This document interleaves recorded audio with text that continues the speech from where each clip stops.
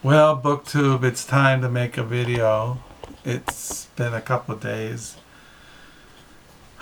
and it's a Friday. It's June the 9th. It's a Friday. It is 8:30 at night here in West Michigan. I'm sitting in my main study because my wife is in the dining room messing with her books. So I thought I'd come in here and do the Friday reads. As far as my diary, my June 2017 diary, I ended on page 515 today. So tomorrow, June the 10th, I will be on 516. Unless I get in the mood to write tonight, which I doubt because it's 8:30 and I'm kind of tired. So this is Friday Reads. And so what have I been reading? Well, to be honest, I really have only been reading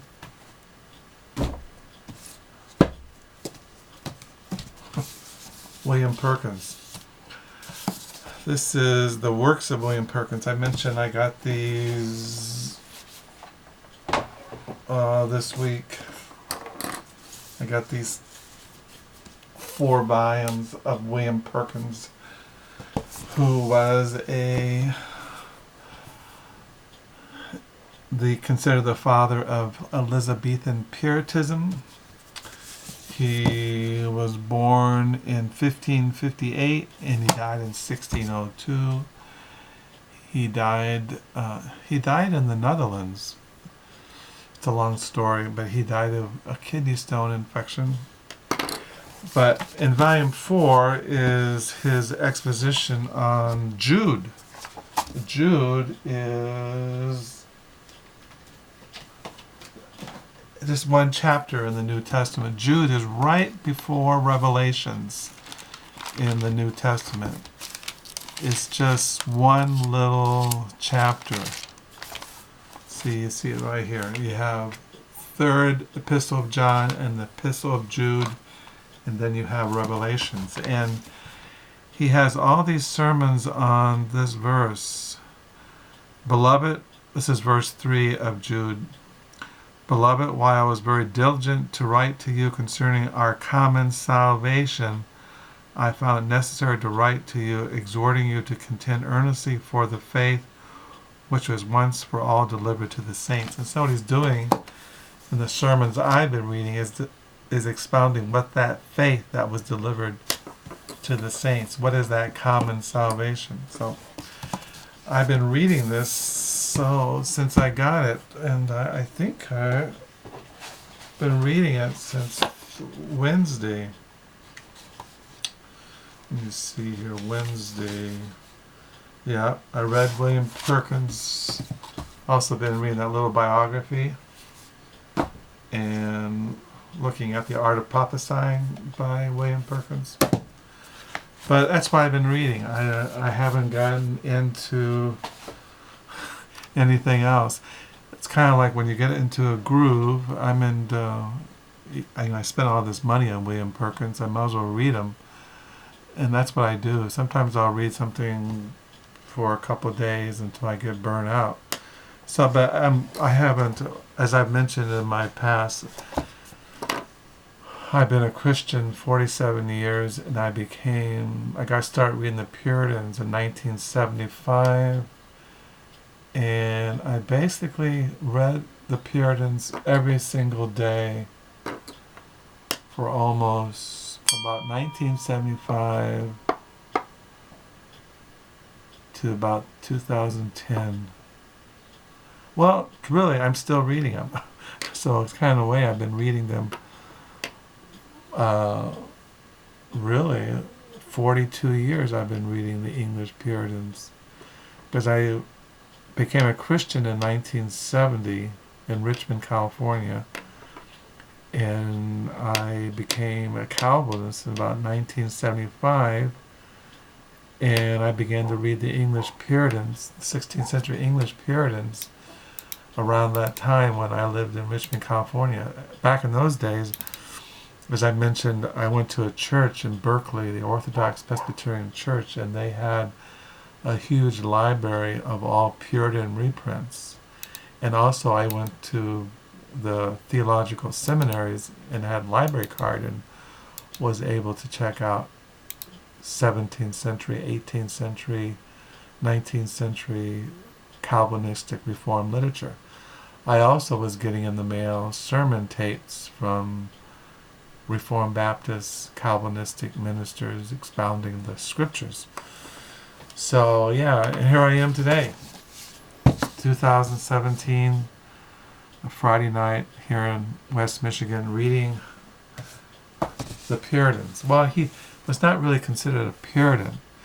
He was a Anglican priest or minister, but he stayed within the Church of England. He didn't separate himself, but he's considered the father of Puritanism because the men that he influenced, Richard Sibb, John Flavel, Thomas Goodwin, Thomas Taylor, a host of others became, after his death, he was a lecturer there in Cambridge, and he wrote books, and he influenced a whole host of ministers that became famous Puritan divines, preachers, and theologians.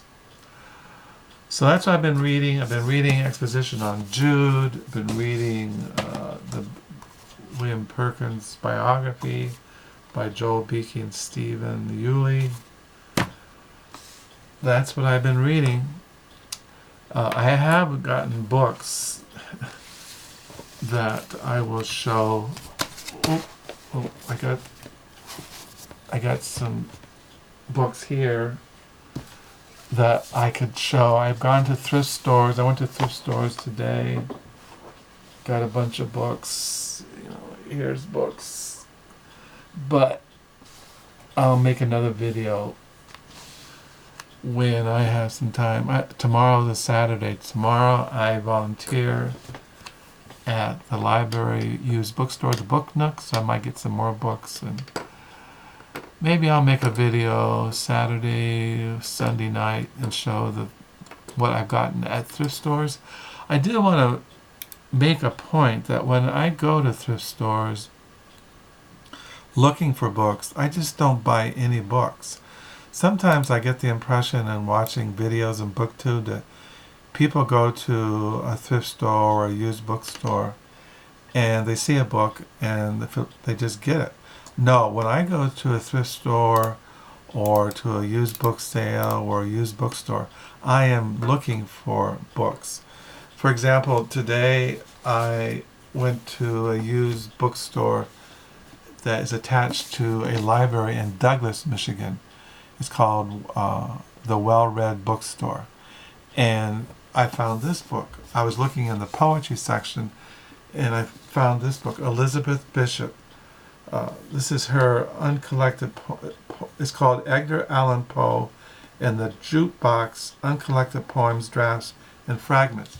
So this is by the poet Elizabeth Bishop.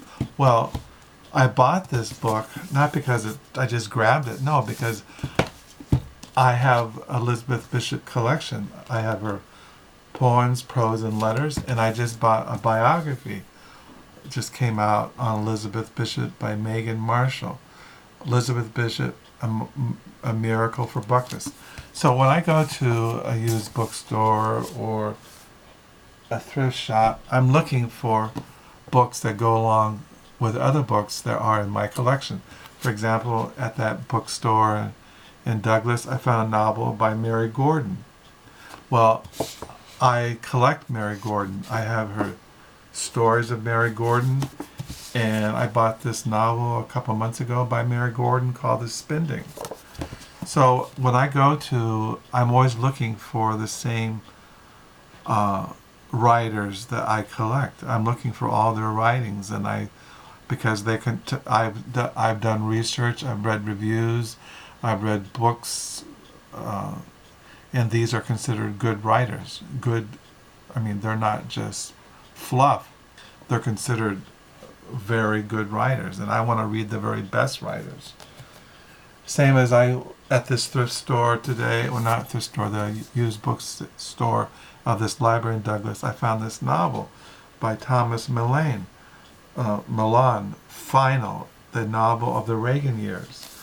Well, I have a whole stack of his novels. Thomas Mallon. He wrote, the last thing I read was his novel, historical.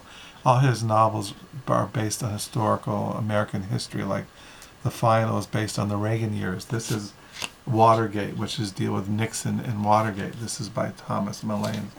So, I look for him when I go to a used book sale or a thrift store or something. I'm looking for his writings. See, here's Watergate again. I have another copy. Also, he's written nonfiction. These are Arts and Sciences, A 70s Seduction by Thomas Mallon.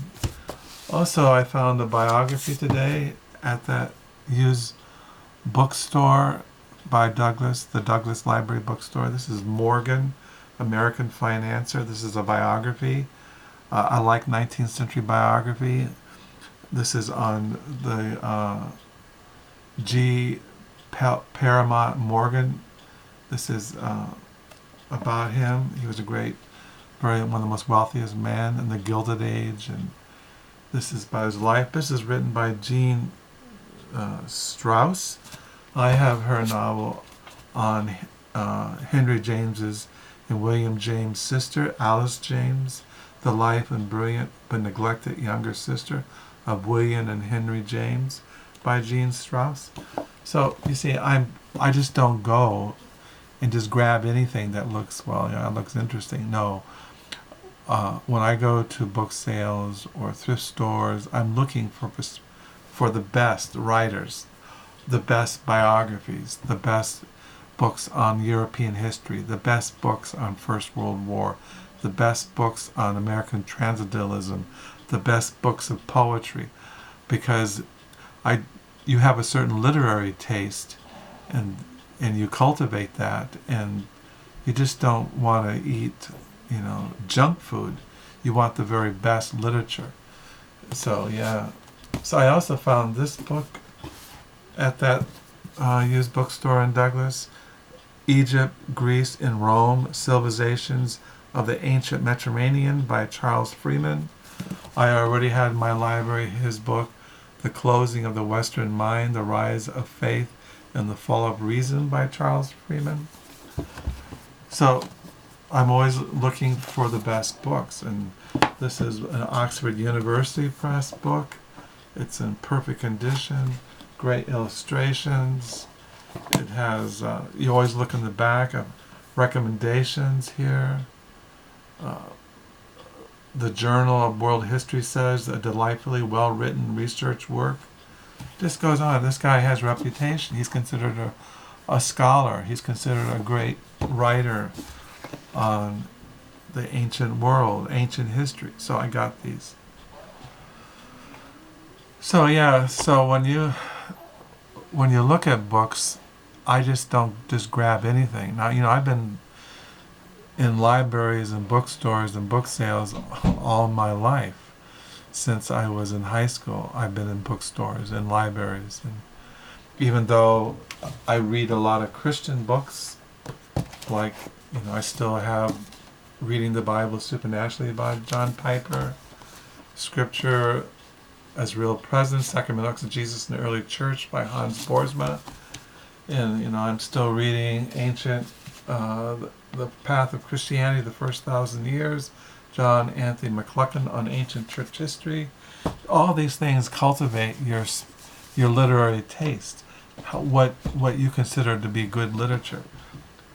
I think the Bible has been a major influence on American literature, on our literary taste, on narrative and on character, on story, on morality or good and evil, or things like that. So I just thought that when I look at my literary taste, it's been affected by basically the whole history of literature in America, going back to the colonial times, back to the time of this first Great Awakening under Jonathan Edwards, and there in the 1840s and 50s with the American Transcendentalists, Thoreau, Emerson, and Nathaniel Hawthorne, and Walt Whitman, and Emily Dickinson, and then after the Civil War, you have people like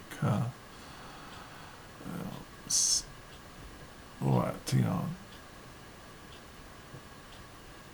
just goes on and on. Like you have great writers like not Sinclair Ferguson, but Sinclair Lewis and Theodore Dreiser, and you have Mark Twain, and then you have Scott Fitzgerald and Hemingway, and you have all the English modernists, and it just goes on and on. And then you not only have that, but with me, I go back to the 60s and the 50s, the beat literature, Jack Kerouac, Allen Ginsberg, poetry by Robert Lowell, Elizabeth Bishop, Robert Stevenson, and writers like Norman Mailer, writers like John Updike, Saul Bellows. All these things have influenced my literary taste and my what I consider to be good literature, and what they have read and what they have considered to be good literature. When I look at a book recommendation, I look about who recommended this book. I mean, if it's one of my favorite writers, I'll tend to buy it. If it's a notable New York book or it's won some literary prize, does not always mean it's worth reading, but it's do some research, read reviews online. So that's what I do. And so if you're going to read, educate yourself, cultivate a literary taste, get a history of literature, American literature. Read about the history of the novel. Read about writers and who influenced them, what they consider to be great writers. Take classes in college on English literature, Renaissance literature, and medieval literature. Go to a Bible college and study, English Puritan spirituality, and read theology. All these things to me have really affected my literary taste and what I look for when I go out looking for books.